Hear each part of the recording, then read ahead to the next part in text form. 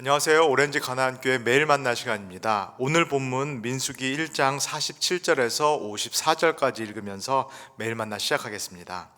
그러나 레위인은 그들의 조상의 지파대로 그 계수에 들지 아니하였으니 이는 여호와께서 모세에게 말씀하여 이르시되 너는 레위 지파만은 계수하지 말며 그들을 이스라엘 자손 계수 중에 넣지 말고 그들에게 증거의 성막과 그 모든 기구와 그 모든 부속품을 관리하게 하라. 그들은 그 성막과 그 모든 기구를 운반하며 거기서 봉사하며 성막 주위에 진을 칠지며 성막을 운반할 때에는 레위인이 그것을 걷고 성막을 세울 때에는 레위인이 그것을 세울 것이요 외인이 가까이 오면 죽일지며 이스라엘 자손은 막사를 치되 그 진영별로 각각 그 진영과 군기 곁에 칠 것이나 레위인은 증거의 성막 사방에 진을 쳐서 이스라엘 자손의 회중에게 진노가 임하지 않게 할 것이라. 레위인은 증거와 성막에 대한 책임을 지킬지니라 하셨습니다. 이스라엘 자손이 그대로 행하되 여호와께서 모세에게 명령하신 대로 행하였더라. 아멘. 어제부터 저희가 민수기를 함께 살펴보고 있는데요. 제가 어제 좀 설명드린 내용을 다시 한번 간단하게 좀 정리를 해드리고 이어서 말씀을 나누도록 하겠습니다. 어제 제가 매일 만나를 통해서 사실은 이 민수기 1장은 그 앞에 있는 레위기 전체, 그리고 레위기 앞에 있는 출애굽기 19장부터 이렇게 이어지는 커다란 한 유닛이다, 한 큰 단락이다라고 봐야 된다라는 말씀을 드렸습니다. 출애굽기 19장부터 민수기 1장, 민수기 10장까지의 내용은 한 14개월, 1년 남짓 기간에 그 시간 동안에 일어난 일들을 다루고 있습니다. 그리고 이 일어난 일들은 어제 말씀드린 것처럼 시내 광야에서 시내산 밑에 이 이스라엘 백성이 머무는 기간 동안 한 1년 남짓 14개월의 기간을 다루고 있는 것이 출애굽기 19장부터 레위기를 거쳐서 민수기 1장에서 10장까지의 내용이다. 이렇게 딱 머릿속에 정리를 해 놓으시면 좋겠습니다. 그럼 이 커다란 유닛, 이 커다란 단락에서 여러 가지 일들이, 또 여러 가지 주제들이 다루어지는데요. 이 커다란 유닛에서 가장 중요한 주제는 무엇인가?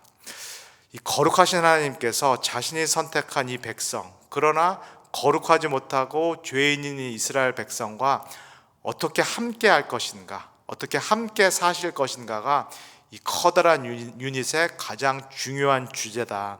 이렇게 정리를 할 수가 있겠습니다. 그렇기 때문에 거룩하신 하나님과 이스라엘 백성들이 함께 만날 수 있는 그 공간, 회막, 성막이 필요하고요. 거룩한 하나님과 이스라엘 백성을 이 회막을 중심으로 중재할 수 있는, 매개할 수 있는 모세와 아론과 같은 그런 사람들이 필요합니다. 그리고 이 거룩하지 못한 죄인인 이스라엘 백성이 하나님께 나아갈 수 있는 희생제사도 마찬가지로 이 성막에서 지내지게 된다. 이 모든 내용들, 디테일한 내용들이 이 큰 유닛에 들어있다라고 먼저 기억을 해보시면 좋겠습니다. 그리고 나서 민수기가 출발을 하는데요.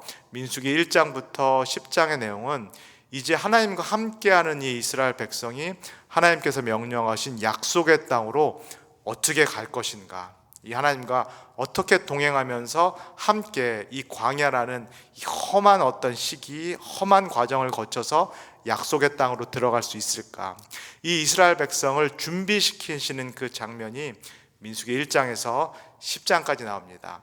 이 준비의 최초의 과정이 바로 숫자를 세는 거죠. 이 광야를 거쳐가면서 일어날 수 있는 전쟁, 그리고 약속의 땅에 들어가서 반드시 벌어질 수밖에 없는 그 전쟁에 참여할 수 있는 20세 이상의 성인 남자의 수, 이것을 계수하는 것으로 민수기가 시작이 됩니다. 야곱의 12아들, 맏아들 르우벤부터 시작해서 맨 밑에 납달리 지파까지 20세 이상의 성인의 남자 수를 계수해 봤더니 어제 본 대로 몇 명이었죠? 60만 3,550명, 이 정도가량의 전쟁을 할 수 있는 이 사람들이 계수가 됩니다. 그리고 오늘 본문 47절, 48절이 이렇게 시작이 되는데요. 제가 다시 한번 읽겠습니다. 그러나 레위인은 그들의 조상의 지파대로 그 계수에 들지 아니하였으니 이는 여호와께서 모세에게 말씀하여 이르시되, 하나님께서 이스라엘 백성을 구별하여서 선택하셔서 출애굽을 시키셨고요. 그러나 지금 이 광야에서 이 백성들 중에서도, 이 지파들 중에서도 특별한 역할, 특별한 임무를 맡기실 그런 한 지파를 선택을 하십니다. 그 지파가 바로 레위 지파가 되겠습니다. 이 민수기를 보면은 어느 지파가 더 우월하다, 어느 지파가 하나님께 더 사랑을 받는다, 이런 구체적인 내용은 나와 있지 않습니다. 마찬가지로 레위 지파가 이 특별한 임무, 역할을 맡았음에도 불구하고 레위 지파가 다른 지파보다 더 우월하다, 이런 표현들은 민수기에서 찾아보기가 어렵습니다. 우리가 교회에서 여러 직분들이 있는 것처럼, 집사 직분, 권사 직분, 장로 직분, 또 사역자 직분, 목사 직분이 있는 것처럼 다양한 직분이 있대 각 직분들이 특별한 역할을 맡고 있다. 마찬가지로 이 레위 지파라는 지파도 하나님께 선발되어서 특수한 임무, 특수한 역할을 맡게 된다, 이렇게 보시면 되겠고요. 이 레위 지파는 민수기 3장 그리고 4장에서 따로 이 12지파와는 다르게 따로 계수가 됩니다. 그러면은 이 레위 지파, 특별하게 선발된 이 레위 지파는 구체적으로 어떤 역할을 맡는가? 50절을 제가 읽겠습니다. 그들에게 증거의 성막과 그 모든 기구와 그 모든 부속품을 관리하게 하라. 그들은 그 성막과 그 모든 기구를 운반하며 거기서 봉사하며 성막 주위에 진을 칠지며. 레위 지파는 한마디로 말해서 아론과 같은 제사장, 그 제사장들을 돕는, 어시스트하는 그런 역할을 맡은, 그 특별한 역할을 맡은 지파다라고 볼 수 있겠고요. 50절 읽은 것처럼 이 레위 지파는 성막에 관련된 구체적인 역할, 구체적인 사역을 담당하게 됩니다. 크게 4가지 역할, 4가지 성막에 관련된 사역을 한다라고 볼 수 있겠고요. 첫 번째로 이스라엘이 이 하나님의 명령에 따라서 진군할 때, 이스라엘의 진영이 이렇게 앞으로 나갈 때 이 성막과 그리고 성막 안에 있는 성물들을 직접 다루고 운반하는, 나르는 그 역할을 레위 지파가 하게 됩니다. 두 번째로 이스라엘이 이렇게 움직이다가 멈춰서서 한 곳에서 진을 칠 때 그 가운데 성막을 세우고 그 다음에 다시 진을 접고 출발할 때 성막을 접고, 성막을 분리해서 접고 운반하는 역할을 이 레위 지파가 맡게 됩니다. 그리고 이스라엘이 어느 곳에서 이렇게 이동하다가 어느 곳에서 한 곳에서 좀 오랜 시간 머무르게 될 때 진을 치고 성막을 가운데 레위 지파가 세우고, 마찬가지로 이 성막 주위에 레위 지파가 진을 치게 됩니다. 캠프를 이렇게 치게 됩니다. 그리고 4번째로 이렇게 캠프를 치고 성막 주위에 레위 지파가 진영을 쌓아서 성막을 보호하는 역할, 하나님의 집인 이 성막을 보호하는 역할을 레위 지파가 하게 된다. 이 특별한 역할을 위해서 하나님께서 레위 지파를 선택하셨다, 이렇게 볼 수 있겠습니다. 그러면은 성막이라는 것은 정확히 무엇일까요? 레위 지파가 지금 하는 역할은 성막에 관련된 그런 역할인데요. 한글 성경으로는 성막이라고 쓰여 있기도 하고 성소라고도 쓰여져 있기도 하고 회막이라고 쓰여져 있기도 하고, 이 3가지 단어가 이렇게 혼용돼서 번갈아 가면서 사용되는 경우가 있습니다. 그러나 회막이라는 것, 영어로 tent of meeting이라는 그 장소는 엄밀한 의미에서는 이 성막과는 조금 다른 성격의 그런 텐트 장소였던 것으로 보여집니다.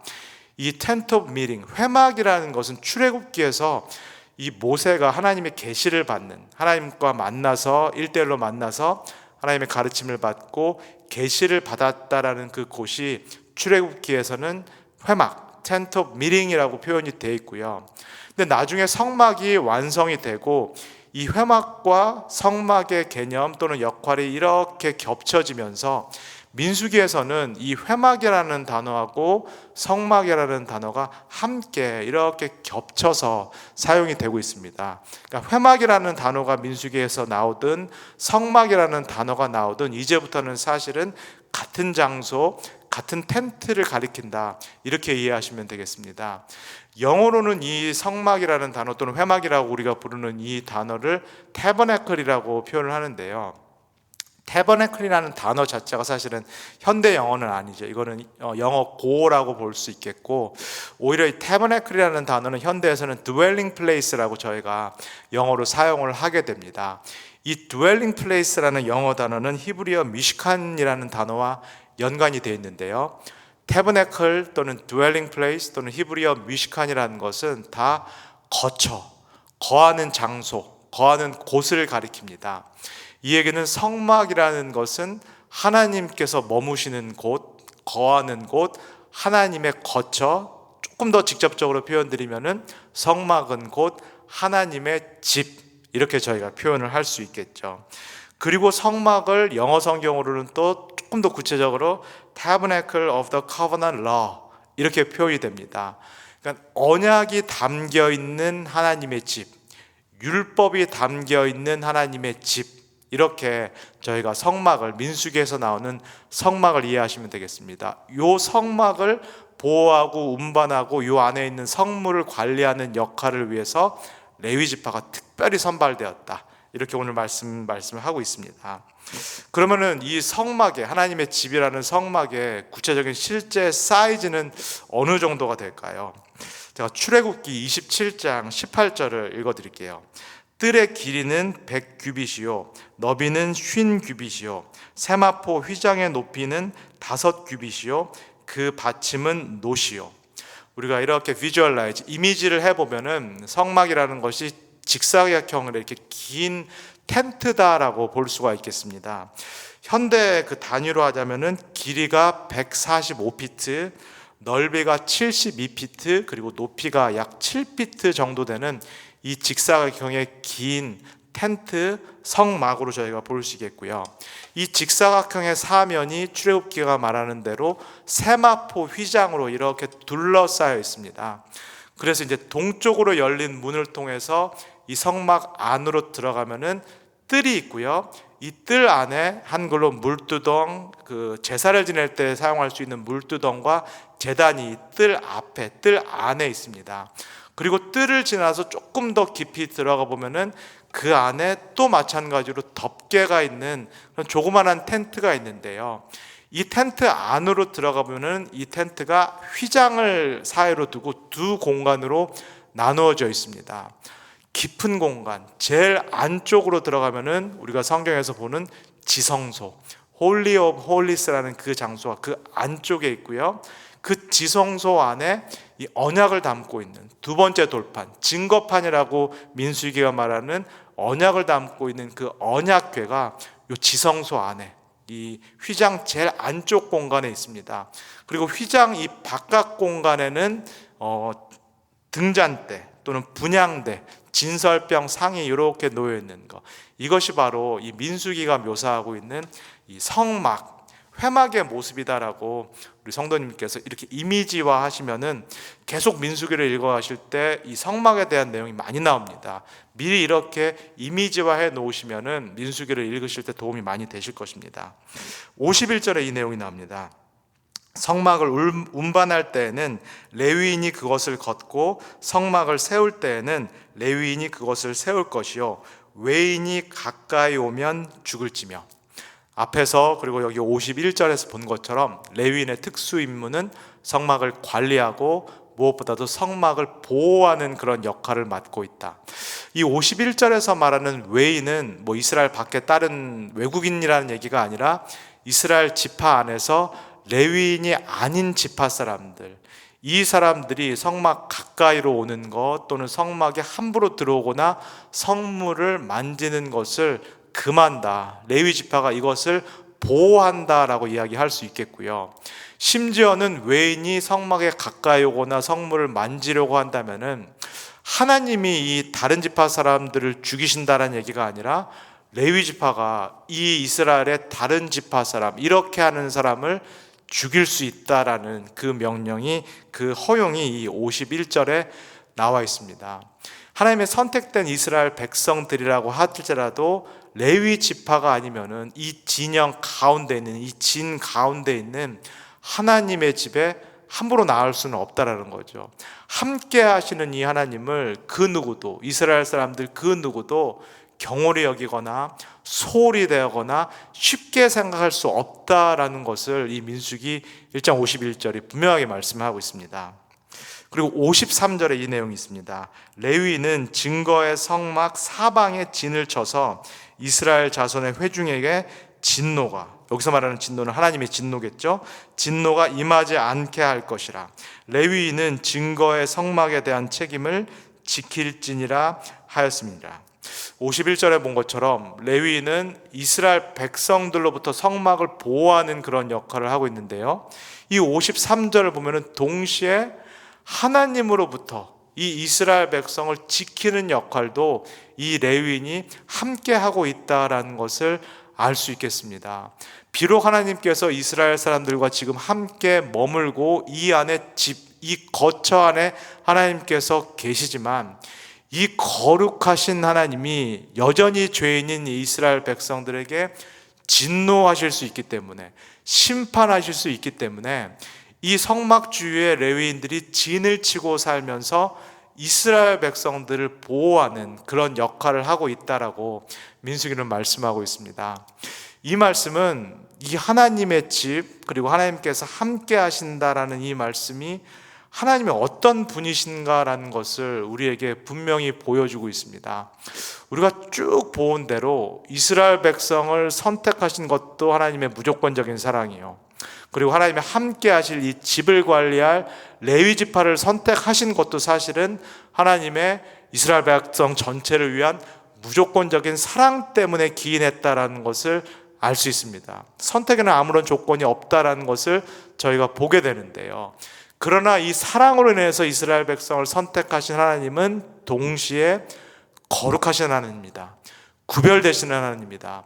공의와 정의의 하나님입니다. 그래서 죄를 미워하시는 하나님이다라는 것을 이 민수기가 이 구절을 통해서 우리에게 보여주고 있습니다. 이스라엘 가운데 함께 하시기를 정말로 원하시는 그런 하나님, 큰 하나님의 속성이 보여지고, 동시에 함께 하시고자 하시는 이 하나님이 죄와는, 거룩하지 못한 것과는 또 함께 하실 수 없다라는 것을 민수기가 선명하게 보여주면서, 그렇기 때문에 이 하나님과 이스라엘 백성 사이에는 중간 공간이 필요하다. 함께 해야지만 함께 할 수 없는 이 딜레마 때문에 성막이 중간에 필요하고, 이 성막에서 이 둘을 매개할 수 있는 모세와 아론과 같은 리더 또는 제사장이 필요하고, 이 둘 사이를 만날 수 있게 하는 그 조건이 되는 희생제사가 반드시 필요하다. 이것이 참 중요하기 때문에 이 모든 것을 관리할 수 있는 제사장, 그리고 제사장을 어시스트할 수 있는 레위 지파가 이 성막 주위에 있어야 된다라는 것을 오늘 민수기 말씀은 우리에게 전해주고 있습니다. 마태복음, 우리가 아는 마태복음 27장 51절에 보면은, 그러나 예수님께서 죽으심으로 인해서, 십자가에서 희생당하심으로 인하여서 성전의 휘장이 위에서부터 아래까지 쫙 갈라졌다라는 그 이야기가 나옵니다. 앞에서 말씀드렸던 지성소, 언약궤와 그 바깥 공간을 나누고 있었던 성전의 휘장이 쫙 찢어졌다라는 그 내용이 마태복음 27장 51절에 나옵니다. 이 이야기는 우리가 이제는 예수님을 유일한 우리와 하나님 사이의 중보자로, 예수님을 통해서 하나님께 직접 나아갈 수 있는 그 길이 예수님의 십자가 죽음, 이 대제사장이 희생제물이 되심으로써 제사를 치러주심으로써 그 길이 열렸다라는 것을 이 신약성경 마태복음, 복음은 우리에게 전해주고 있습니다. 그러나 오늘 민수기가 말씀하고 있는 것처럼 반드시 기억해야 될 것, 예수님을 통하여서 하나님께 나아갈 수 있는 그 길이 열렸지만, 이 하나님은 어떤 하나님이다? 여전히 거룩하신 하나님, 여전히 우리와 구별되시는 하나님, 여전히 공의와 정의의 하나님, 여전히 죄를 미워하시는 하나님이라는 것을 오늘 말씀을 통해서 우리가 반드시 기억해야 하겠습니다. 우리가 예수 그리스도를 통해서 하나님의 자녀가 되는 신분을 얻었지만, 그럼에도 불구하고 우리가 반드시 신분에 걸맞는 그런 삶을 살아야 될 줄 믿습니다. 하나님 앞에서 거룩한 삶, 죄를 멀리하는 삶, 하나님 앞에서 성결한 삶을 살도록 노력하는 우리 모두 하루가 될 수 있기를 주님의 이름으로 간절히 소원합니다. 다 같이 기도하겠습니다. 사랑의 주님, 오늘 민수기 말씀을 통하여서 또 성막을 통하여서 하나님께서 어떤 분이신지 우리에게 다시 한번 밝히 보여주셔서 감사합니다. 하나님께서는 우리와 함께 거하시기를 원하는 사랑의 하나님인 줄 믿습니다. 그러나 그 사랑의 하나님은 동시에 거룩하신 하나님이요, 정의와 공의의 하나님이요, 죄를 미워하시는 하나님이심을 믿습니다. 예수 그리스도를 통하여서 사랑의 하나님께 나아간 우리, 이 모든 것에 감사를 드립니다. 동시에 하나님의 자녀에 걸맞는, 이 거룩하신 하나님의 자녀에 걸맞는 삶이 오늘 우리에게도 요구되고 그 기대가 우리에게 주어짐을 오늘 다시 한번 깨닫습니다. 오늘 하루를 살 때 사랑의 하나님과 동행하고 동시에 이 거룩하신 하나님의 뜻에 걸맞는 그런 삶을 살 수 있도록 우리 모두를 축복하여 주시옵소서. 감사드리며 예수님의 이름으로 기도합니다. 아멘.